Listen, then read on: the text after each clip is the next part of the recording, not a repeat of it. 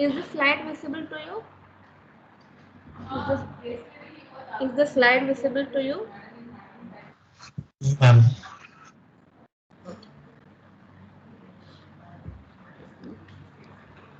So this solution I will send along with the PPT. We will not discuss regarding yesterday's that test on various conditions on the system. So that I will send along with the PPT while I am sharing the notes. Okay. Now let us go to the next topic, that is convolution of discrete time system. So this is a process. Ma'am, Yes. Yes. the screen is not sharing. Shared. Anyway, I'll do it again.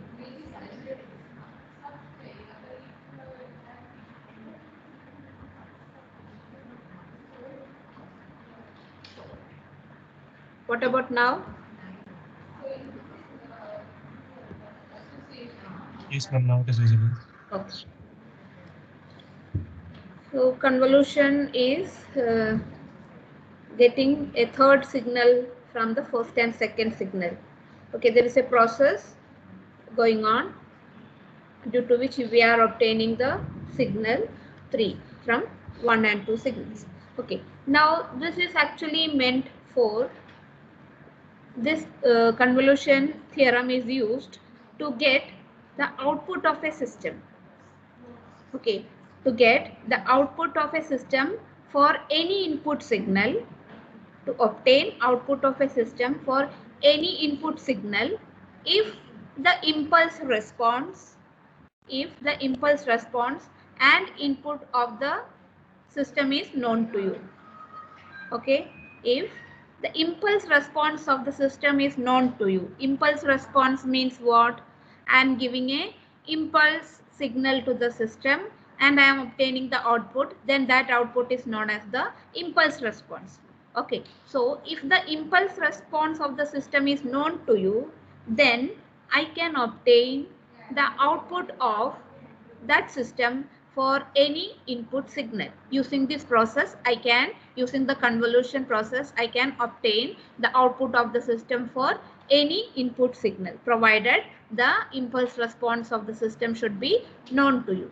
Okay, so let us go to that process of convolution, discrete or linear convolution of two discrete time sequences x1 n and x2 of n. So I told you I have two signals x1 of n and x2 of n. Then using the convolution process, I can obtain the third signal x3 of n. Okay, so in discrete, we will take summation of the each term, whereas when it goes to the continuous time, which is not there in your syllabus, earlier it was there. So in continuous time, we will use integration to add each components. Okay, so how you will sum the terms? First you will get x1 of m, then we will obtain the second signal x2 n of minus m. So second time you will be shifting x2 by m n terms, and value will change and you will shift the m value will change and you will shift the signal, and each term you will add from minus infinity to infinity. Okay, so we will not go into the detail and all, we will just see the procedure for that. It can be the other way also. You can take the second signal and you can shift the first signal, and then you can add the terms together also. Okay, so the sequence x1 of n has n1 samples. Okay, and let x2 of n has n2 samples. Then x3 of n will be a finite duration consisting of n1 plus n2 minus 1 sample. Okay, that is, if x1 signal has 4 samples, x2 has 4 samples, then x3 will be having 4 plus 4, 8 minus 1. 7 samples will be present in the x3.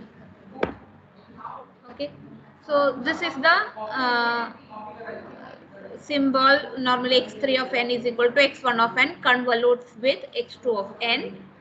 That symbol indicates the convolution operation. Now there are various methods. Earlier in the syllabus, all these methods was there for you to study, but now only they have reduced to only one method, which is the easiest method, matrix method. Graphical, tabular. If graphical method and all taken, the things will be more clear to you actually. What is that process going on? If you want to, you can go through that process of graphical method.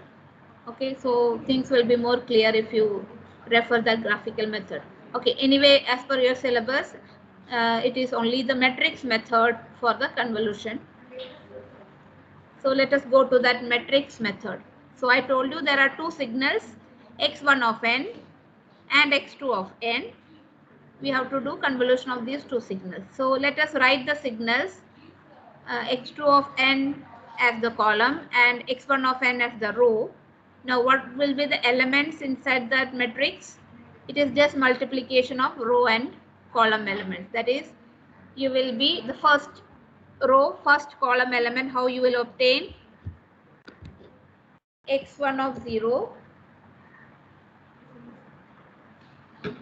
Okay, x1 of 0, that is the row element, into the column element, that is x2 of 0 and x1 of 0. Now going to the next element, what is the row element on the left hand side? X1 of 0. And what is the column element? X2 of 1. Okay, x1 of 0 and x2 of 1. Now coming to the next element, the row element is same, only x1 of 0, only the column element will change, which is x2 of 2. Then it will go to x1 of 0 and x2 of 3. Okay, like that first row completed. When it comes to the second row, the row element will be fixed, that is x1 of 1. Only the column element keeps on changing, x2 of 0, next it will be x2 of 1, next it is x2 of 2, and in the last it is x2 of 3. Similarly, all the elements of the matrix will be completed. Okay. Now let us take an example and understand the procedure. That will be more easy rather than taking the general equation and trying to understand the process, because this is a very simple method. So we are going to find the response of a linear LTI system, means linear time invariant system. Okay, linear time invariant system whose input is x of n and impulse response is h of n. Okay, so I told you in the beginning itself, if the impulse response of the system is known to you, you can find the output of the system for any input signal using the convolution theorem. Okay, so that is why instead of x1 of n and x2 of n, directly we have taken that application, that is x of n is the input signal and h of n is the impulse response of the system. Okay, so that convolution will give you the y of n of the system, which is the output of the system. Okay, so here x of n is given. What is that arrow indicates? 1, 2, 3, 1 are the elements of x of n. What is that arrow indicates? What is that arrow indicate? Sorry? Value at origin. Value at the origin. Okay, for the element x of n, x of 0 is 1. Whereas for h of n, you can see the arrow is at the second element. So h of 0 will be the 2 and h of minus 1 will be 1. So let us write that elements one by one. That is x of 0 is 1 for the x of n. X of 1 is 2. Then x of 2 is 3. Then x of 3 is 1. Now when it goes to the impulse response, h of n, the elements are h of minus 1 is 1, h of 0 is 2, h of 1 is 1, and the last one, h of 2 is minus 1. So these are the elements defined for the input x of n and impulse response h of n of the system. Now let us write the matrix. As told, for the convolution procedure, we need to write in the matrix form. So if I write it in the matrix, h of n will take the column place and x of n will take the row place. So row will be filled as x of n, which is 1, 2, 3, 1, and h of n will be filled on the column. So it will be 1, 2, 1 minus 1. Now let us find out the each element of the matrix. Okay, so while we are writing in the matrix, that element position and all will not matter. Okay, that will come later. That is h of 0, h of minus 1 and all will not matter while we are writing in the matrix form. Just in the sequence you write the series of h of n and x of n in the column and the row. Okay, now finding out the each elements, you can see how to find the each element. The first element, it is the row which is 1, the column again it is 1, so 1 into 1. Now coming to the second element, all element for the row will be same, which is 1 everywhere in the row, but the column element will change, so 1 into 2. Okay, next it is 1 into 1, next it is 1 into minus 1. Coming to the second row, the second row element is 2, so 2 into 1, 2 into 2, 2 into 1, 2 into minus 1. Third is 3 into 1, 3 into 2, 3 into 1, 3 into minus 1. Then the last row is 1 into 1, 1 into 2, 1 into 1 and 1 into minus 1. Okay, now let us write the elements. After multiplication, you are getting the elements like this. That is 1, 2, 1 minus 1, 2, 4, 2 minus 2, 3, 6, 3 minus 3, 1, 2, 1 minus 1. So these are the elements of the matrix formed by h of n and x of n. Now we have to get the output of the system, that is y of n. So the equation is y of n is the convolution of x of n into, so I can write as per convolution process, y of n is equal to x of n into x of n. We know the symbol for the convolution, it is the star symbol. So x of n convolutes with the impulse response of the system, which is h of n. Okay, so y of n equal to x of n convolutes h of n. Now let us obtain the elements of y of n. Okay, so here, to understand the sequence of y of n, let us go back to the x of n and h of n again. Here x of n is starting at, the first element is starting at x of 0, whereas the first element is starting at h of n for h of minus 1. Okay, so we have to see what will be the first element of y of n. That is, for x of n,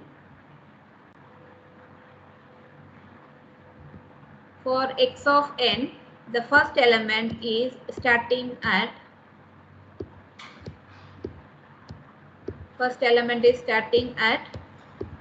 0, whereas for h of n, the first element is starting at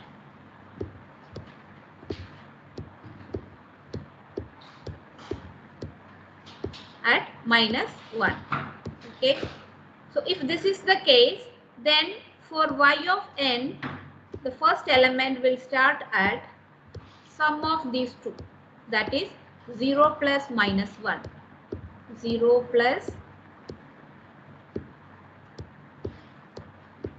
minus 1, that is equal to minus 1. That is, the first element of y of n will be y of minus 1. Okay. Now, how many samples will be there for y of n? What is the equation for that? n1 plus n2 minus 1. That is, number of samples of y of n will be n1 plus n2 minus 1. So n1 plus n2 minus 1 is how much? What is n1? Number of samples of x of n, and n2 is number of samples of h of n. So tell me what is the value of that? N1 plus n2 minus 1? 7. So total number of samples in your output signal y of n will be 7, and the first sequence will start at y of minus 1. Okay. Now let us go to the procedure to obtain the elements. Okay. So it is, element is y of minus 1. Now how to obtain that? Just add the elements which I have marked here diagonal wise. Here I have marked here. So first element you are obtaining is 1. So this is the first element, which is y of minus 1. Now coming to the second element, that is y of 0. How you are obtaining? Add the second diagonal element. Add the second diagonal element, that is 2 plus 2. Okay, 2 plus 2 will be 4. Now next it is going to y of 1. So add the third diagonal elements, so which is 1 plus 3 plus 4, okay, which is 8. Like that, keep on adding the diagonal elements till the next corner element. So y of 1 is 3 plus 4 plus 1. The next element is 1 plus 6 plus 2 plus minus 1. Next element is 2 plus 3 plus minus 2. Next it is 1 plus minus 3. The last one it is minus 1. Okay. So total number of count of samples you can see 1, 2, 3, 4, 5, 6, 7 samples will be there, and the first sample will start at y of minus 1. So how you got minus 1 starting element? You have to just see the starting element of x of n and the starting element of h of n. So x of n starts at 0 and h of n starts at minus 1. So 0 plus minus 1 is minus 1. So the first element will start at y of minus 1. All of you understood?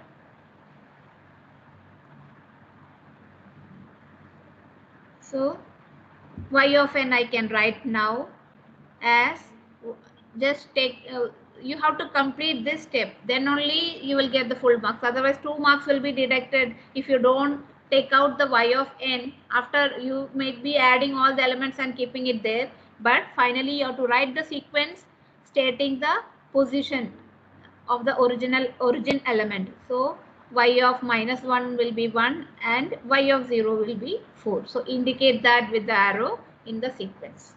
Okay. Let us go to one more example. X of n is given and h of n is given. You have to get y of n of the system. So noting down all the elements, here for x of n it starts from minus 2, then minus 1, 0, 1, 1. Then here the first element will be h of minus 3. Then h of minus 2, minus 2. Okay. Now, how many samples will be there? Total number of samples?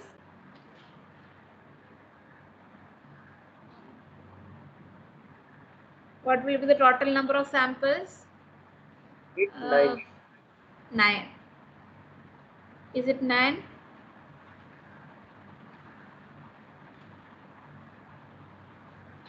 Is it 9? Total number is 9. For total number of samples will be 4 for your output y of n. What is the equation? n1 plus n2 minus 1. So 9 minus 1 is 8. Now to get the first sample starts from which position? What you have to do? For x of n, the first element will be minus 2, x of minus 2, and for h of n the first element is h of minus 3. So minus 2 plus minus 3, which is minus 5. So y of n starts from y of minus 5. Okay. So writing the matrix, x of n will be written in the row and h of n will be written in the column. Multiply each element to get the element of the matrix. Then add it diagonal wise to get the element of y of n. So first one will be 1, which is y of -5. Then second element will be y of -4. Then -3, -2, -1. So till the last element will be y of 3. Okay, here it is y of 3.